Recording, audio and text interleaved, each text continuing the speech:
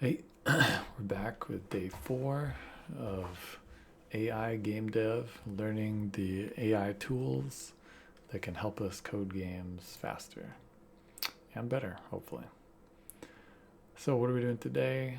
I thought we'd go back to what we did on day 1, which was work on ChatGPT 03, just in the browser. We started with our prompt,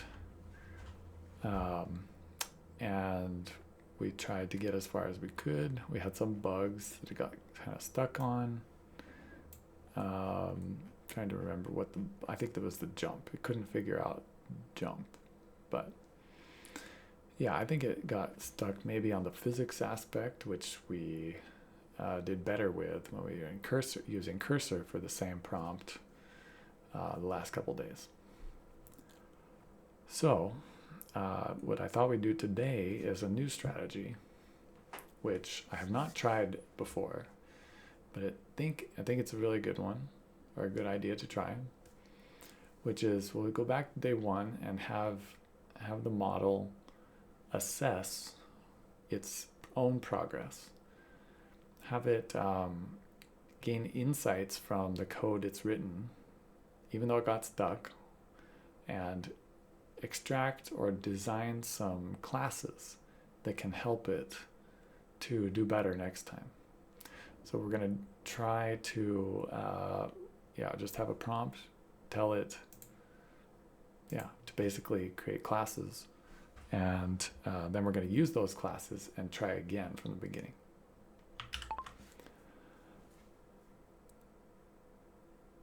Let's take the code that we've written here so far and try to extract the main classes which would be useful in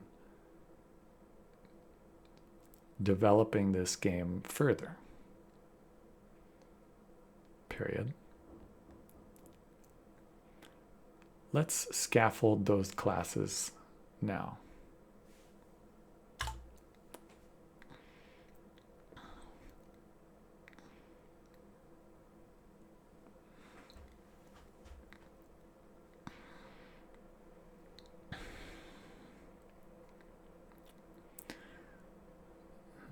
Interesting. It looks like it's creating quite a few.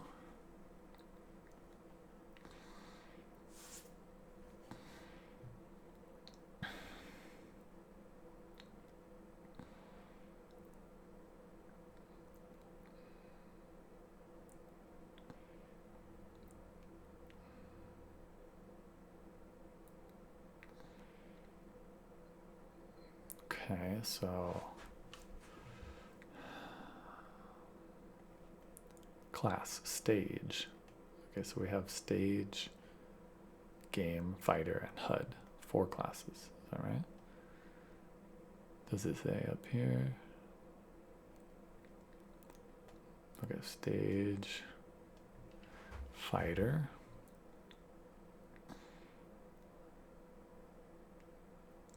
To do for these, okay. So fighter has handle, input, physics, combat, draw. Class, HUD. Okay.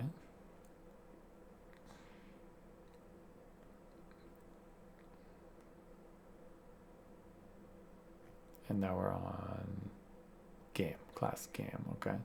Init, run, handle events, update, draw. Okay, it's all in one file, it seems. Let's take this to our code, and we're gonna do game dev challenges, day 4. Let's create a new one, call this game. Okay. And paste that in there. We also have a settings file, I believe. Does it use the same settings? Unchanged. Keep a copy. We already have. So we're just going to copy that from day 1. Paste that into here. Oh.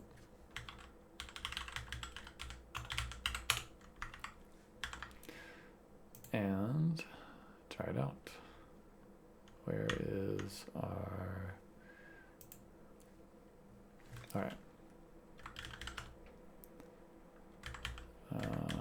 Oops. 4. And Python game. So this will not work because it has to-dos in it, I think.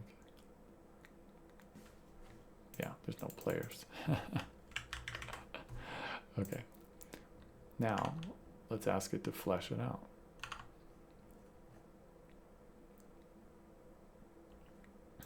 All right.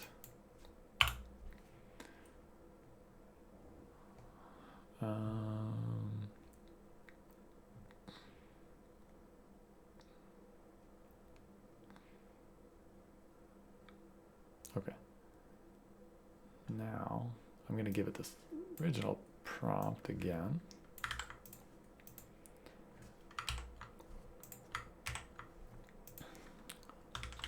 Okay. Let's do it. Now that we have these classes scaffolded, let's start over trying to develop the original prompt again, but using the classes this time.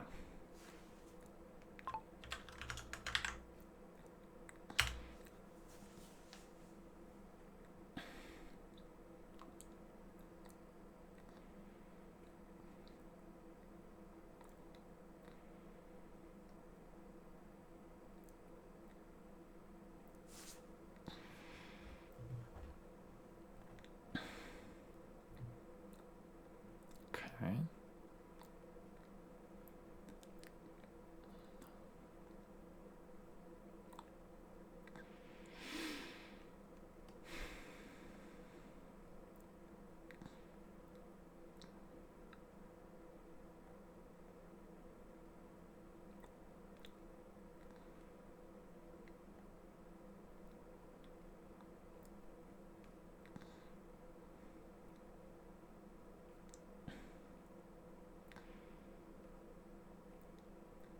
All right, let's try it out.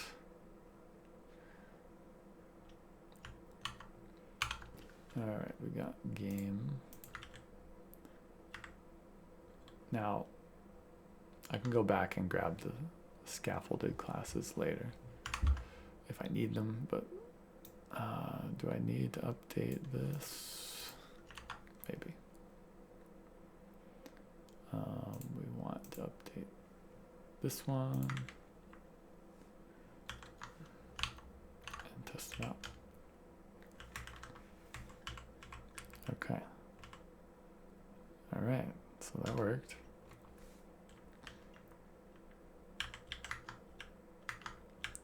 And do we, oh, we have jump this time.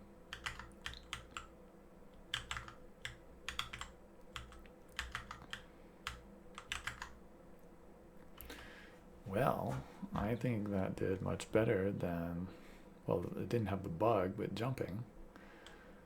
So I would say positive improvement.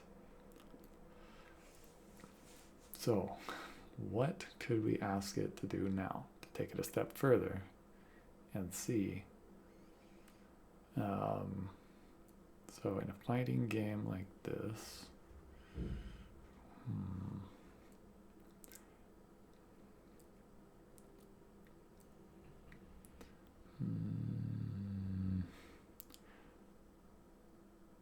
okay. Yeah, I don't want to go too crazy, I think.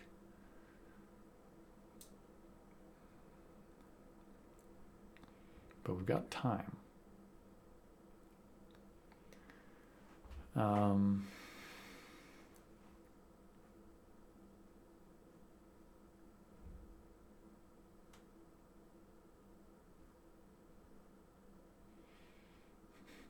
So right now we have a very basic kind of Super Smash Brothers style fighting platformer game. You have one attack. You move and jump. We can adjust the feel. That's fine. We could have it more interesting stages. Although, what I really would like, this is actually what I think of, you could turn this into a fun game with, is at the beginning of the match, both players get to choose modifiers for the game or rules. So I think I'm going to create a second prompt, which is kind of, now that we've taken the game to this first level, like the game satisfies the first prompt, I think, very well. Let's just read the prompt again. Did it forget anything? 2-player fighting game, WASD characters, arrow keys, jump, rectangular stage facing off. There's a win, simple punch, direction and color, capsule shape, those are all in there. Yeah, so this is like the level 1 prompt of this game. We're going to start working on level 2 prompt.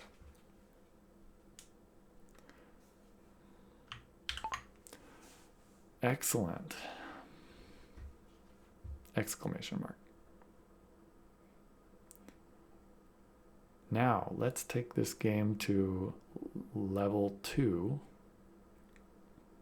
by adding a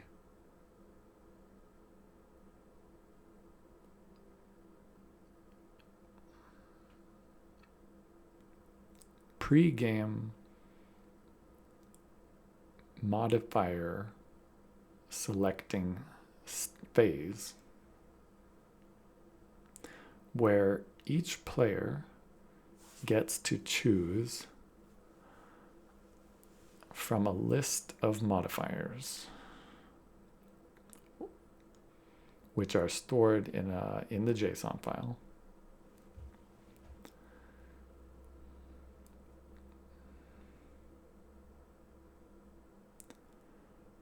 Period. For example, double jump is one modifier.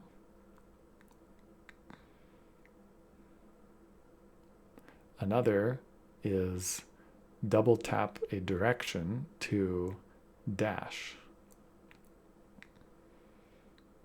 either left or right.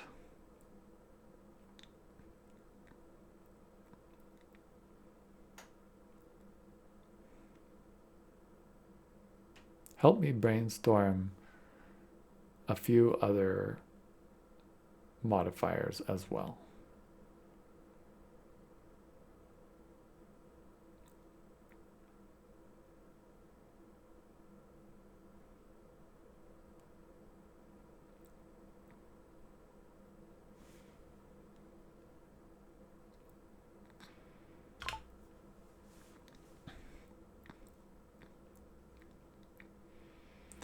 All right.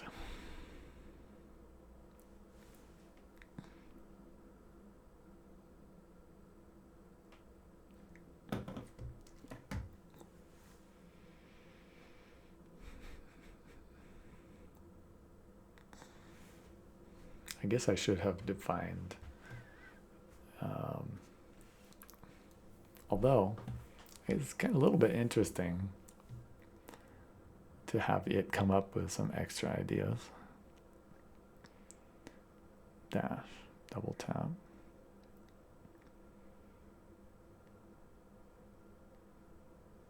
Heavy punch, lightweight shield.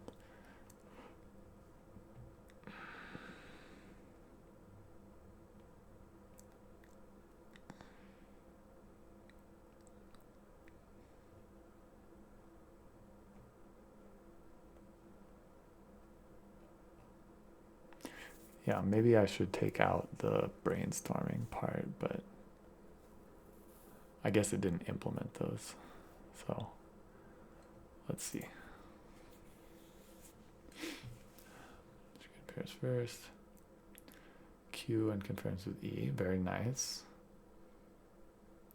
U and confirms with O. Okay.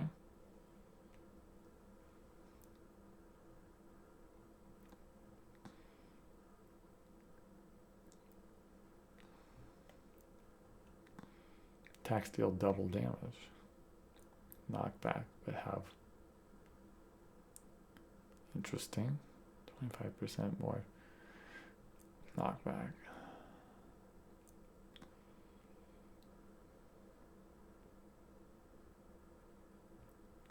I didn't actually specify if both players get the modifiers,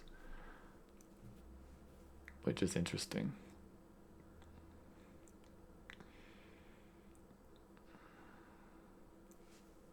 But let's try it out. How did we do?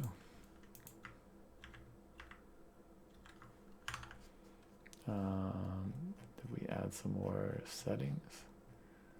I think we did. How many lines? We're only at 230 lines.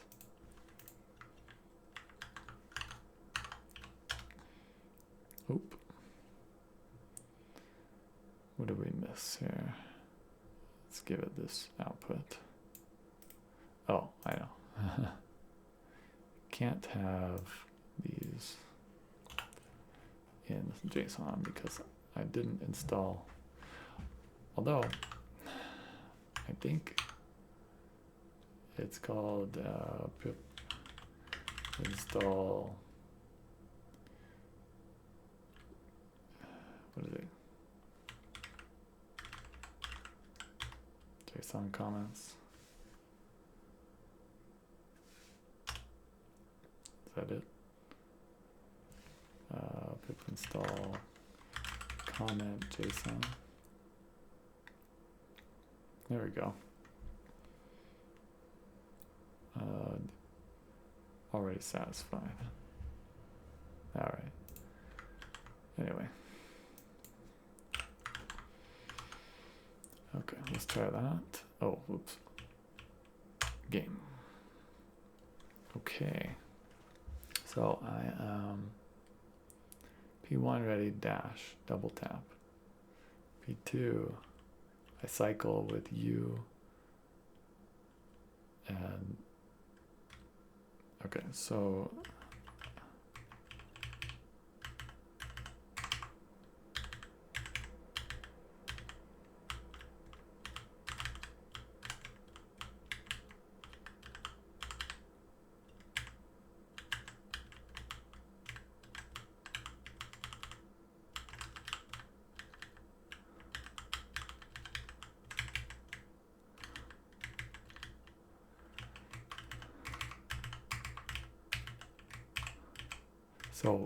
the blue player definitely has a double jump, and the red player does not. Okay, so they are separate. So each player gets to pick their modifier.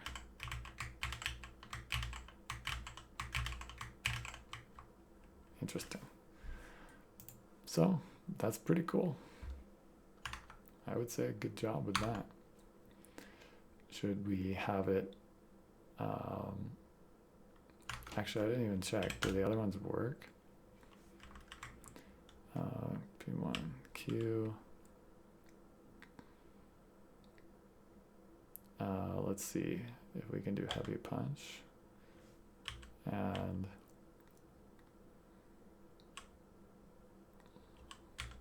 do shield.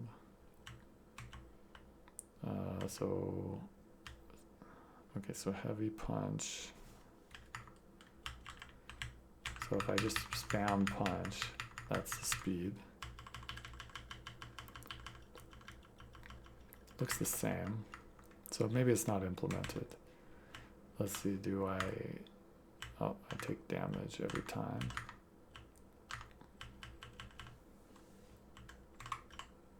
Whoa, so blue has a much farther knockback. Oh, or it's dependent upon the how close you got.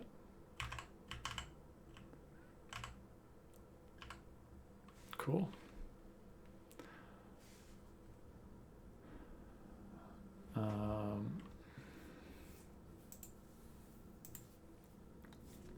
Yeah, I like this.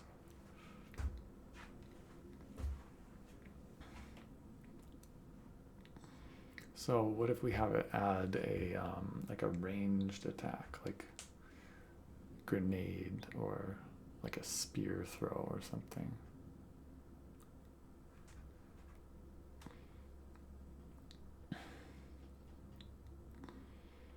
Yeah, so then we could get into more complex systems such as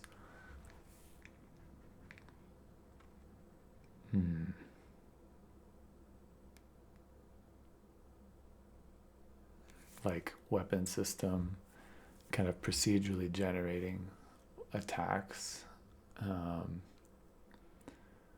Or we could go in a direction of like defense and like different damage types, which is more like an RPG style.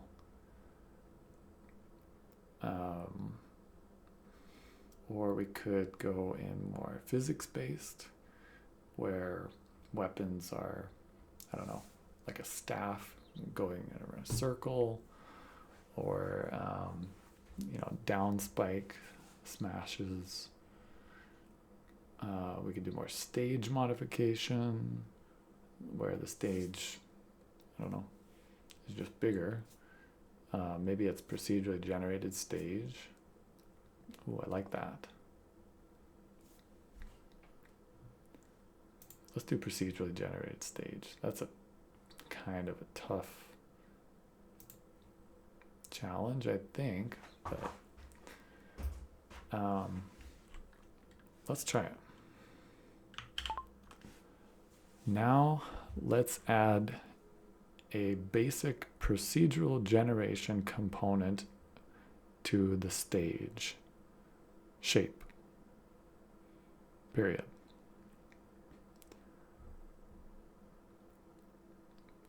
We don't want to go too crazy with a ton of platforms, but let's try to come up with an algorithm which ensures there's at least a basic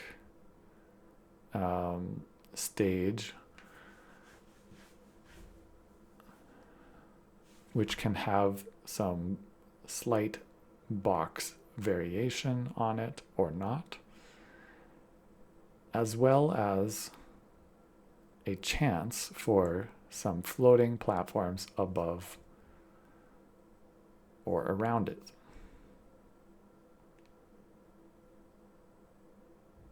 Period.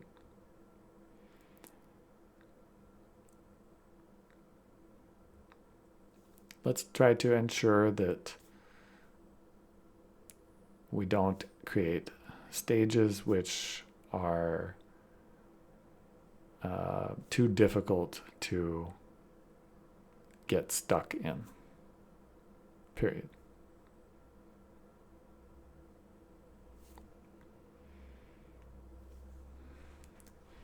And over the course of playing 100 games,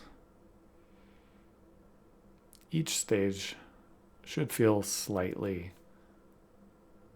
different or unique.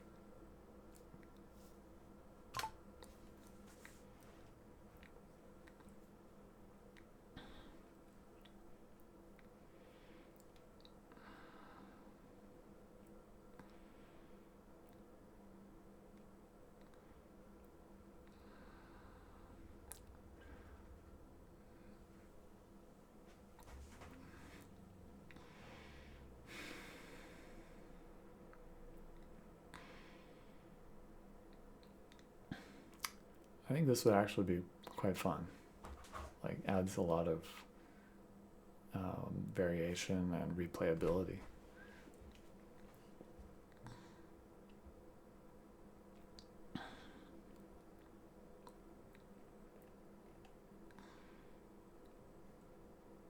Okay, so we got a new JSON.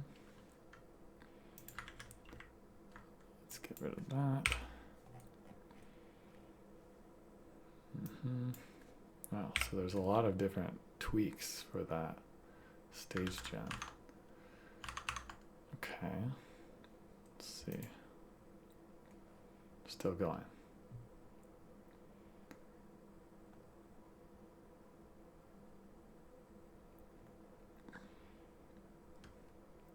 Okay, I think we're almost done here.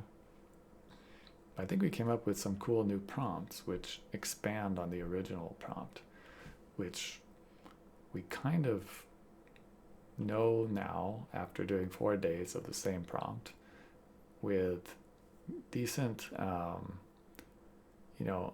techniques of creating classes beforehand.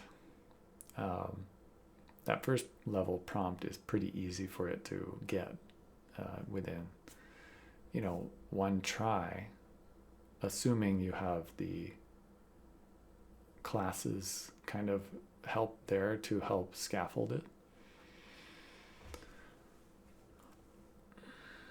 So, and those classes to help scaffold it can come from like day 1 of doing a very basic, just try the first prompt and see how far you get.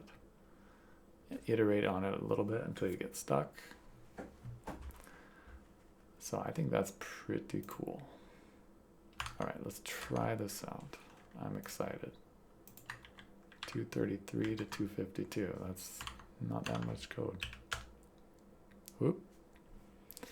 Okay. We got a bug.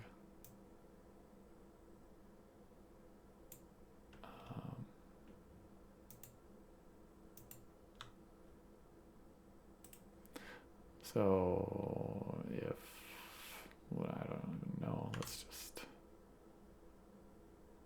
tell it about the bug. You fix it.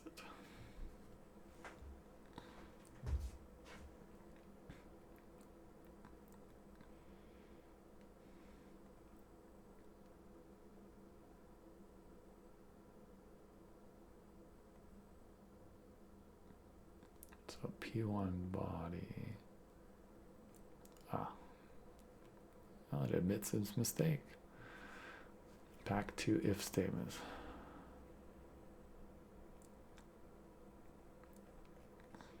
And it's going to rewrite the whole file. That's nice.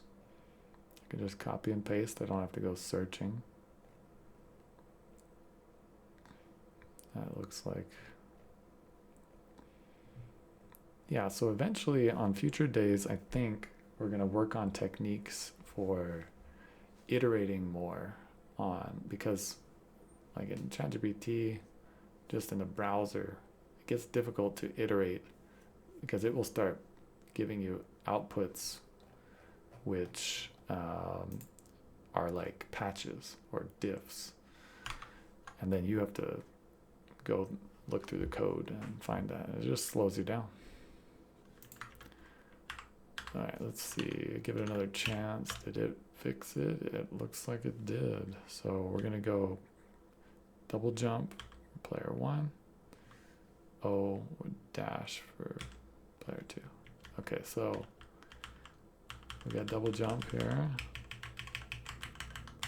Now the dash is not that remarkable. Double jump feels cool.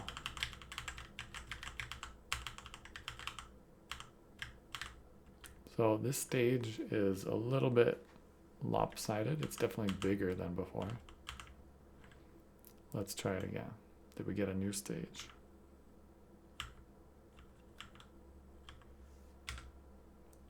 Okay, it's a little bit lopsided.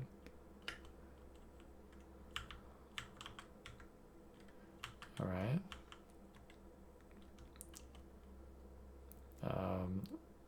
So we're not getting any platforms, which is interesting. I was hoping for some platforms, or at least some extra boxes. So let's give it that feedback.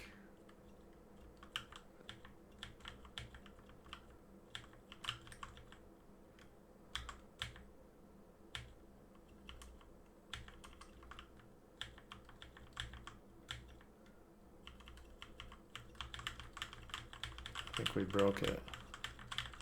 It's okay. QE, was I doing? Oh, there we go. Maybe I was pressing the wrong key. All right, so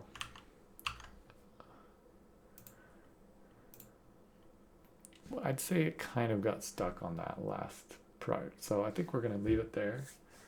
And in a future one, we will also scaffold the procedural generation aspect before asking for those level 2 prompts. I guess level 2 prompt was adding the pre-game modifier selection system and, you know, coding out the modifier effects. And then level 3 is procedural stage generation. So I think tomorrow we'll try again with cursor and see how that does. All right, thanks for watching.